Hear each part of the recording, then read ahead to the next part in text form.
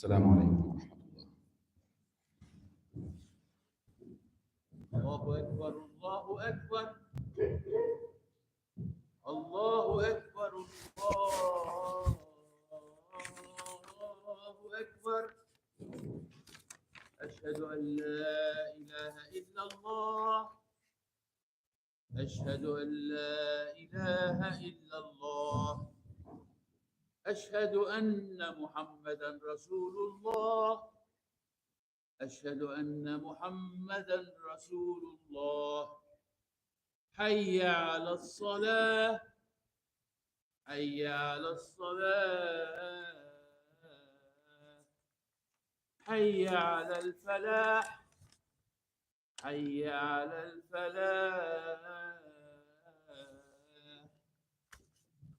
الله أكبر الله أكبر.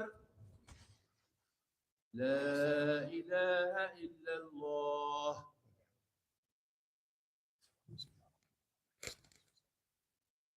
إن الحمد لله تعالى نحمده ونستعين به ونستغفره ونعوذ بالله تعالى من شرور أنفسنا ومن سيئات أعمالنا. من يهده الله تعالى فلا مضل له ومن يضلل فلا هادي له، وأشهد أن لا إله إلا الله وحده لا شريك له، وأشهد أن محمدا عبده ورسوله.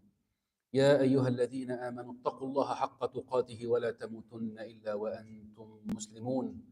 يا أيها الناس اتقوا ربكم الذي خلقكم من نفس واحدة وخلق منها زوجها وبث منهما رجالا كثيرا ونساء، واتقوا الله الذي تساءلون به والأرحام إن الله كان عليكم رقيبا. يا أيها الذين آمنوا اتقوا الله وقولوا قولا سديدا يصلح لكم أعمالكم ويغفر لكم ذنوبكم، ومن يطع الله ورسوله فقد فاز فوزا عظيما. أما بعد، فإن أصدق الحديث كلام الله، وخير الهدي هدي محمد صلى الله عليه وسلم، وشر الأمور محدثاتها، وكل محدثة بدعة، وكل بدعة ضلالة، وكل ضلالة فهي في النار. ثم أما بعد. All praise is due to Allah subhanahu wa ta'ala. We praise Him and we thank Him. We also seek refuge in Allah subhanahu wa ta'ala from the evils of our souls and our sinful deeds. Whomever Allah subhanahu wa ta'ala guides, no one else can misguide.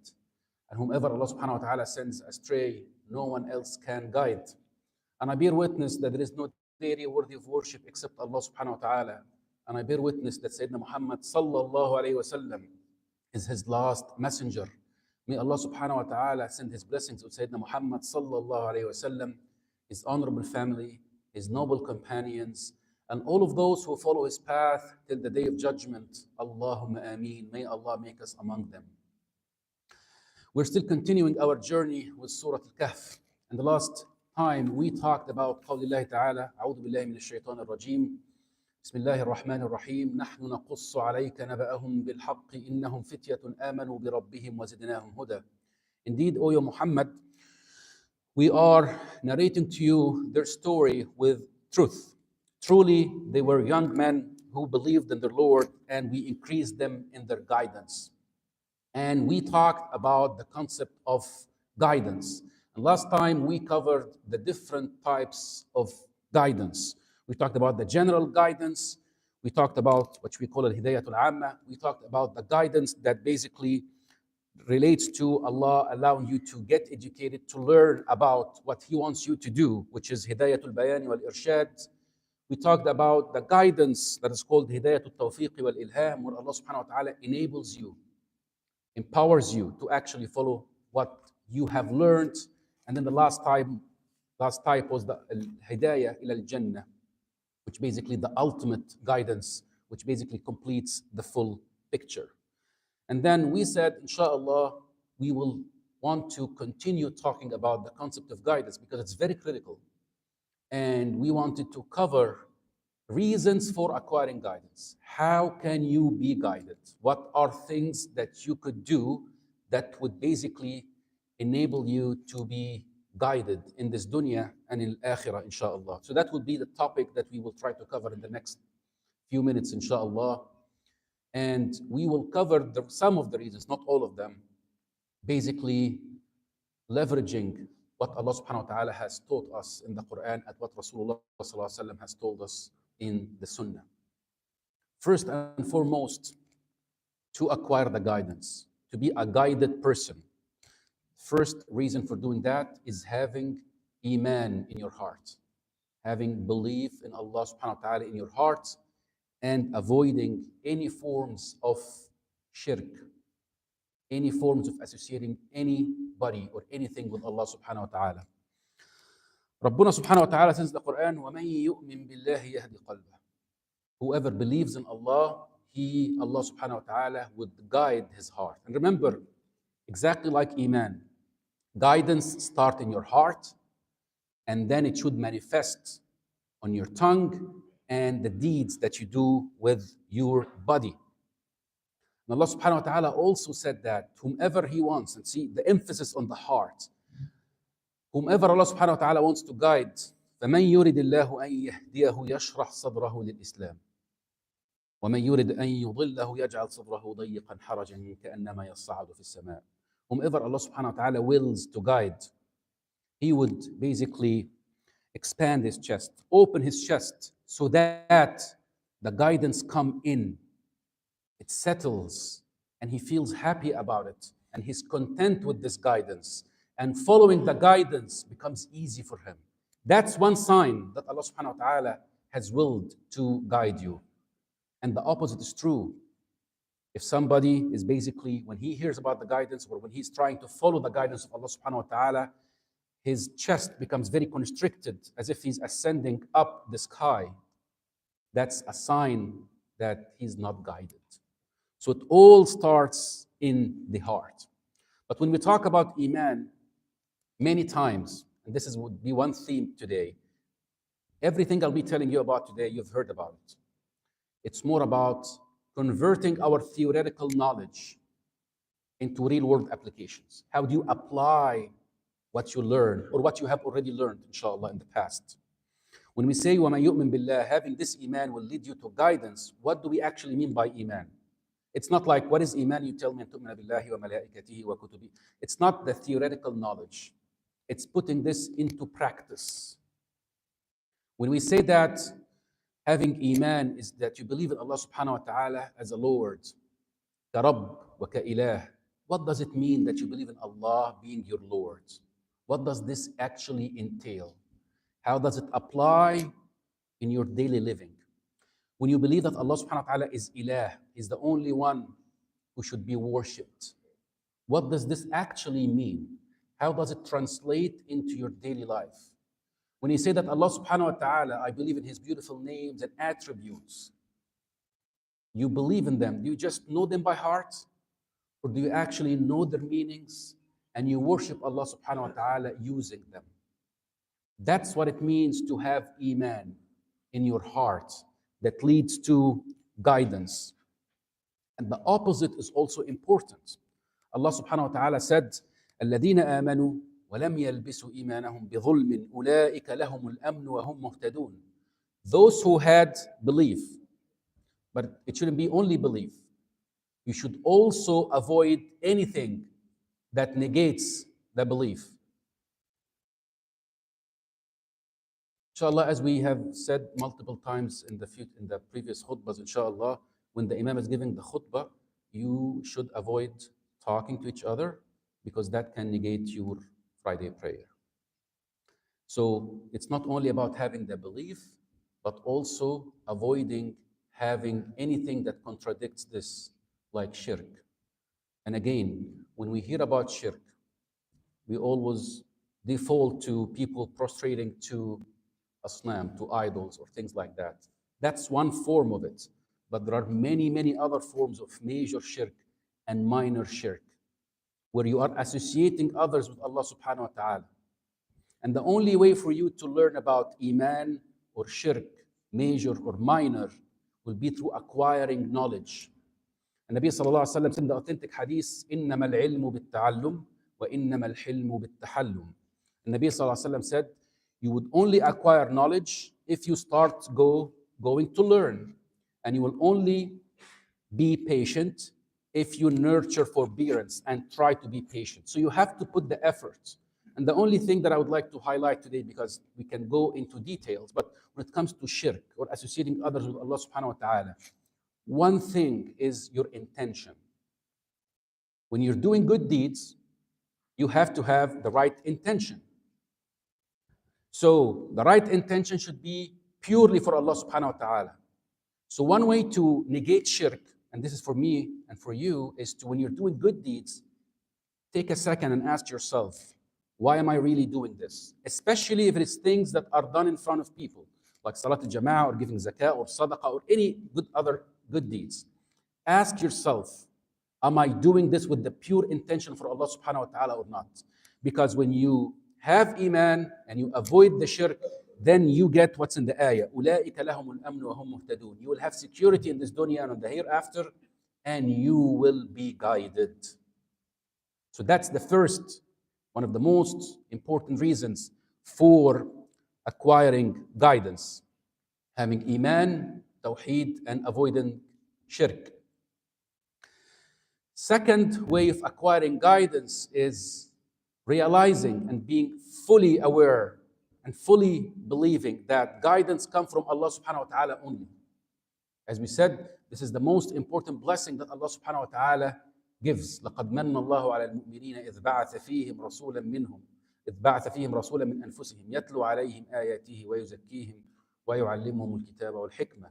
It is indeed great blessing and favor from Allah subhanahu wa ta'ala that He sent Sayyidina Muhammad sallallahu alayhi wa sallam with the Quran, that He reads the Quran upon us, that He teaches us the Sunnah, otherwise would have been misguided. وَإِن كَانُوا مِن قَبْلُ لَفِي ضَلَالٍ مُبِينٍ. Before that, we were completely misguided. So if you know that the source is coming from Allah, if you know that you came to the Jum'ah because Allah helped you, if you know that when you give the zakah, it happened because Allah guided you, if you know that when you go to the Hajj, it's because Allah guided you, then you go to Allah asking Him for the guidance. And that's what we do every single day, at least 17 times. Surah Al-Fatiha, as we said before. If you start with the surah, Alhamdulillahi Rabbil Alameen, Ar-Rahman Ar-Rahim, Maliki Yawmiddin, Iyaka na'budu wa Iyaka nasta'een, you're glorifying Allah, you're praising Allah. And all of that is a preparation for your dua, which comes, Ihdina as-Sirat al-Mustaqim. Ya Allah, guide us to the true path, to the most guided path, to the straight path. And the scholar said you need guidance to the path and you need guidance on the path. You need guidance to join Islam, to be a Muslim. That's to the path. And then you need guidance on the path. As you are going through your journey as a Muslim, you need continuous guidance from Allah subhanahu wa ta'ala through His wahy. And once you acquire this guidance and you are on the straight path, you should always be aware that, God forbid, this guidance can be taken from you if you are not aware. That's why you have to stand and hold very firmly to the guidance once Allah subhanahu wa ta'ala gives it to you. Allah subhanahu wa ta'ala says in the Quran, وَمَنْ يَعْتَصِمْ بِاللَّهِ فَقَدْ هُدِيَ إِلَى صِرَاطٍ مُسْتَقِيمٍ. Whoever holds fast to Allah subhanahu wa ta'ala and His way, he indeed has been guided to the most straight path. Remember that Allah subhanahu wa ta'ala has asked us to seek guidance from Him. So just making dua, asking for Allah's guidance, is an action of ibadah itself. Allah subhanahu wa ta'ala said in the authentic hadith Qudsi, يَا عِبَادِ كُلُّكُمْ ضَالٍ إِلَّا مَنْ هَدَيْتُ فَاسْتَهْدُونِي أَهْدِكُمْ. O my servants, all of you are astray, except for those whom I have guided. So ask me for guidance and I will give you guidance. And talking about being on the guided path does not basically protect you from deviation. The mu'min, they pray to Allah subhanahu wa ta'ala to keep them on the straight path. That's why you repeatedly make this dua in your prayer every day, Surah Al-Fatiha. And that's what we read about in Surah Al-Imran. When Allah subhanahu wa ta'ala talks about the mu'min, they say, رَبَّنَا لَا تُزِغْ قُلُوبَنَا بَعْدَ إِذْ هَدَيْتَنَا وَهَبْ لَنَا مِن لَدُنْكَ رَحْمَةً. Ya Allah, after you guided us, do not allow our hearts to go astray, and give us mercy. And in your real life, how many Muslims have you seen who were on the straight path? They were on their prayers, fasting, giving zakah, and then you've seen them deviating. We've all seen that. How many Muslims you have seen that, God forbid, have completely left Islam and they have been impacted by whatever is around them in their community, which will take me to the next reason for acquiring guidance. We have seen that. So, as a mu'min, you should never feel 100% secure. You should always be aware that the guidance is a blessing from Allah and it needs work from your side so that you maintain this blessing and you don't lose it, as we have seen happening around us. I'm sure you have seen the surveys in the US, and even in Latin America, where there have been like lots of immigrations happening over the past 10, 50, like over the past century. Like, you would clearly see that the proportion of descendants of Muslims, the proportion who stay Muslims, it shrinks. So those are people who had guidance, their family had guidance, but over time they lost the guidance. They lost the ultimate guidance. It's not that you just stayed as Muslims, but they were missing some prayers or no, they completely lost the guidance. They completely lost Islam. So keep this in mind for yourself and for your children, your descendants, because you will be asked about this. كلكم راع وكلكم مسؤول عن رعيته. Allah subhanahu wa ta'ala will ask you about what you did for yourself and all of those whom you are responsible for. So, al-i'tisam billah, asking Allah subhanahu wa ta'ala to stay guided. Rasulullah sallallahu alayhi wa sallam commanded Sayyidina Ali, the Sahaba, best generation after the prophets. Nabi sallallahu alayhi wa sallam told Sayyidina Ali, told him, قُلْ اللَّهُمَّ اهْدِنِي وَسَدِّدْنِي. Ya Allah, pray to Allah, say, Ya Allah, keep me guided and on the straight path. He also made dua to Sayyidina Muawiyah radiyallahu anhu, كاتب الوحي وخال المؤمنين. He told him, he prayed for him, Nabi sallallahu alayhi wa sallam, he said, Allahumma aj'alhu hadiyan mahdiya, wahdihi, wahdi bihi. Ya Allah, make him guided and make him a person who also teach people and guide people. So Nabi sallallahu alayhi wa sallam made the dua, and he also told the Sahaba to make this dua. Allahumma hdina wa saddidna. Related to this point, the impact of the community and what's around you. A third reason for acquiring guidance, to be guided, is good company. As-suhba as-salihah. And Allah subhanahu wa ta'ala gives us a very clear picture in the Quran about how your friends, how your company can lead you to be misguided, even after you have been guided. Allah subhanahu wa ta'ala says in the Quran, talking about the wrongdoers, وَيَوْمَ يَعَضُّ الظَّالِمُ عَلَى يَدَيْهِ يَقُولُ يَا لَيْتَنِي اتَّخَذْتُ مَعَ الرَّسُولِ سَبِيلًا يَا وَيْلَتَى لَيْتَنِي لَمْ أَتَّخِذْ فُلَانًا خَلِيلًا لَقَدْ أَضَلَّنِي عَنِ الذِّكْرِ بَعْدَ إِذْ جَاءَنِي وَكَانَ الشَّيْطَانُ لِلْإِنسَانِ خَذُولًا. The wrongdoers, this is a picture, this is a vivid picture of what will happen to some people on the day of judgment. That when they see what they got themselves into, the hellfire, waliyadu billah, they would start saying, they would even bite on their hands out of misery, out of regret, but it's too late now. They said, I wish I followed the path with the prophets. Woe to me. I wish I didn't take so-and-so as my friend. What did his friend do to him? He led me astray after the remembrance and the dhikr came to me. So that could be the impact of your friends, people whom you mingle with.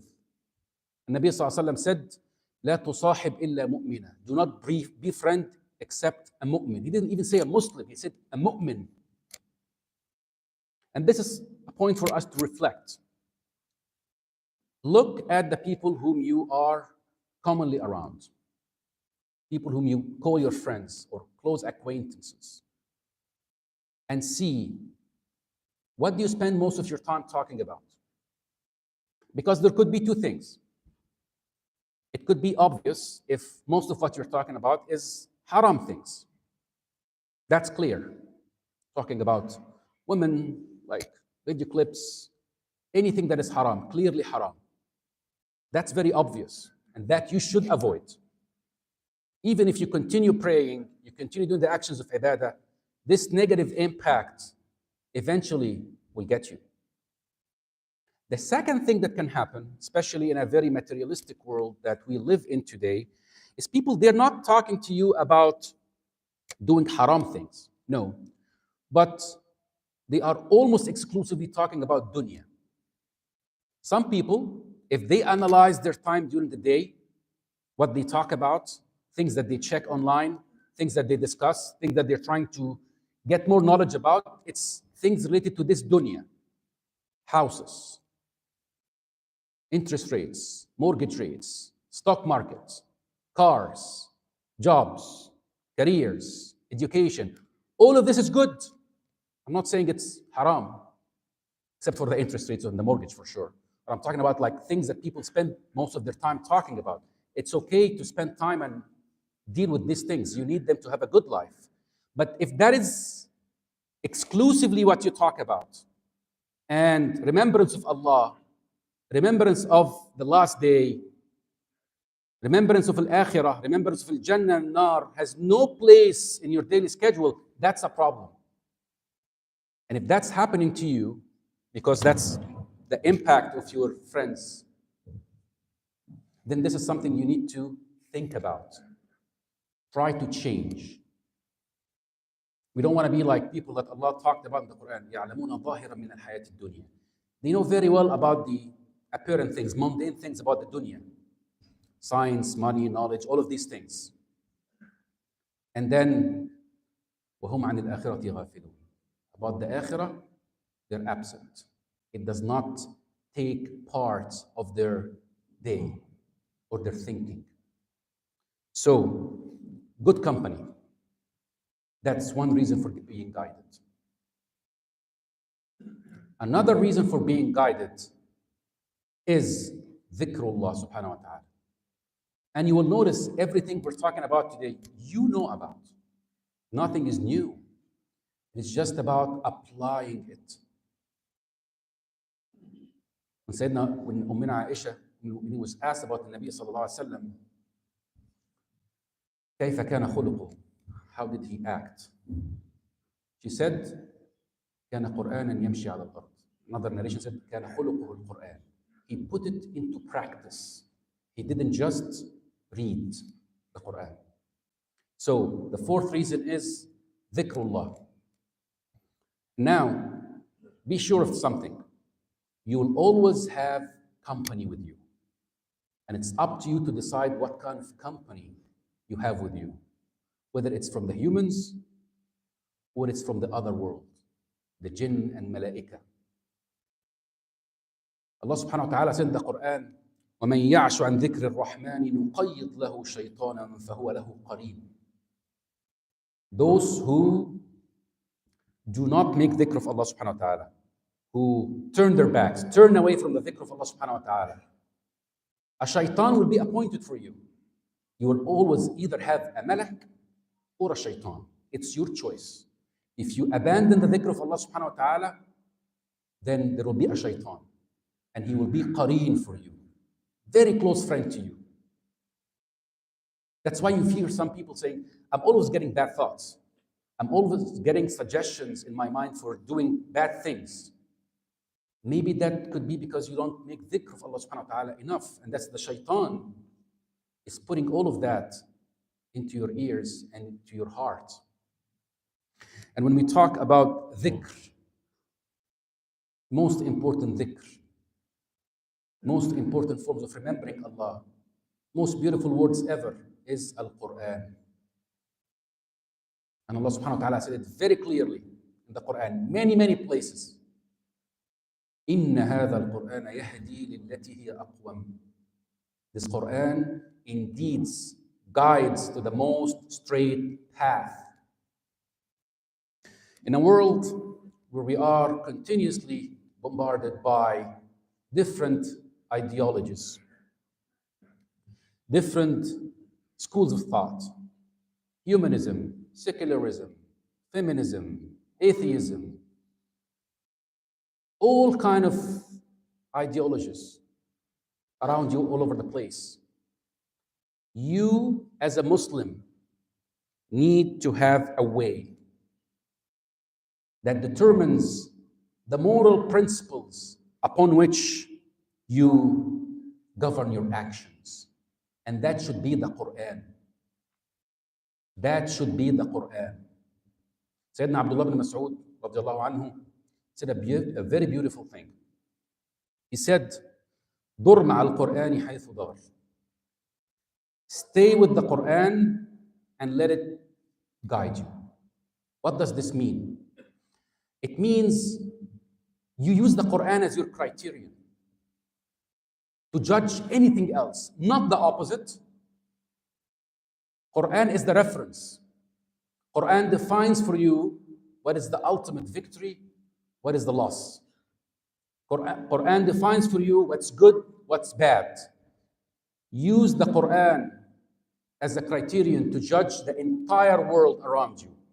Some scholars say, put your glasses of the Quran and see the entirety of the world through the Quran, because it is the ultimate guidance.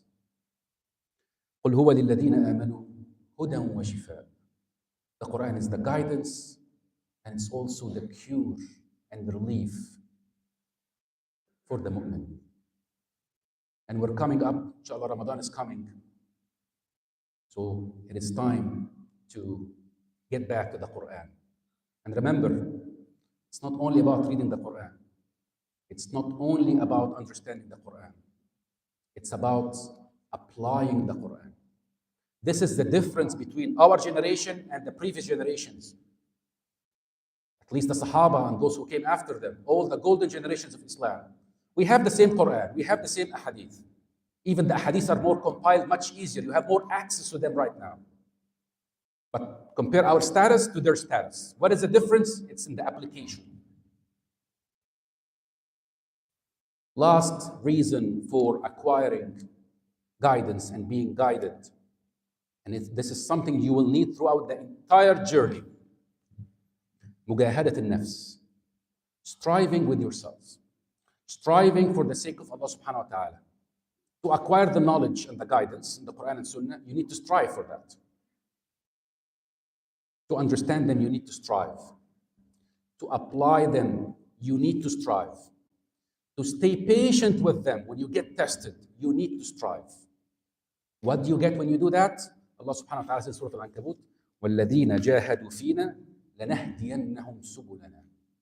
Those who strive in our cause, we will guide them. So just being in this continuous state of striving for pleasing Allah through all of these steps, you are granted guidance. That is a reason for getting guidance.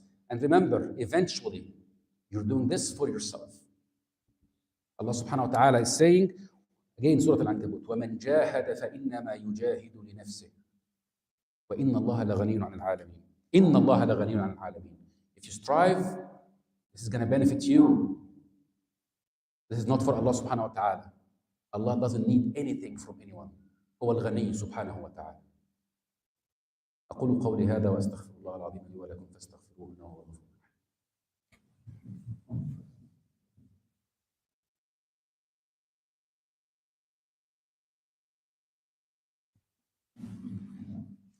بسم الله والحمد لله والصلاة والسلام على رسول الله وعلى آله وصحبه ومن والاه وأشهد أن لا إله إلا الله وحده لا شريك له وأشهد أن محمدا عبده ورسوله ثم أما بعد. Quick reminders in 1 minute, inshallah. We're getting close to Ramadan. Best preparation for Ramadan is whatever you want to do in Ramadan, start doing it now. You want to read Quran in Ramadan, start reading now. You want to pray Qiyamul Layl, start praying it now. You want to make fasting easy for you, start fasting now. It's not too late. Get prepared from now. Remember, failing to plan is planning to fail. The other thing, other reminders, inshallah, we have multiple programs over the next few weekends, inshallah, weeks and weekends, inshallah, until we get to Ramadan. I want to highlight one of them happening tonight, inshallah, after Isha, talking about how you strengthen your relationship with the Quran with a guest speaker. And very importantly, tomorrow, inshallah, we have a fundraiser for our brothers and sisters in Gaza. Baytul Mal is coming tomorrow, inshallah, Rabbil Alameen, after al-Maghrib at 5:30. Please try to be there. And if you cannot be there, try to donate anything. Try to donate anything. The situation is getting worse and worse. And they're not getting any support from anybody, even from their Muslim brothers and sisters. So tomorrow, inshallah, Rabbil Alameen, at 5:30, come to pray Maghrib with us, and then there will be a fundraising, inshallah, and there will be some dinner. اللهم اهدنا واهد بنا واجعلنا سببا لمن اهتدى. اللهم اغفر لنا ذنوبنا وإسرافنا في أمرنا وثبت على الحق أقدامنا وتوفنا مسلمين. اللهم كن لإخواننا في غزة. اللهم تقبل موتاهم في الشهداء والصالحين. اللهم اشف مرضاهم. اللهم داوي جرحاهم. اللهم أطعمهم واسقهم واكسهم. اللهم كن لهم يا أرحم الراحمين. اللهم انصر من نصر الدين. اللهم اخذل من خذل الدين. سبحان ربك رب العزة عما يصفون وسلام على المرسلين والحمد لله رب العالمين. وصل اللهم وسلم على سيدنا محمد وعلى آله وصحبه وسلم وأقم الصلاة.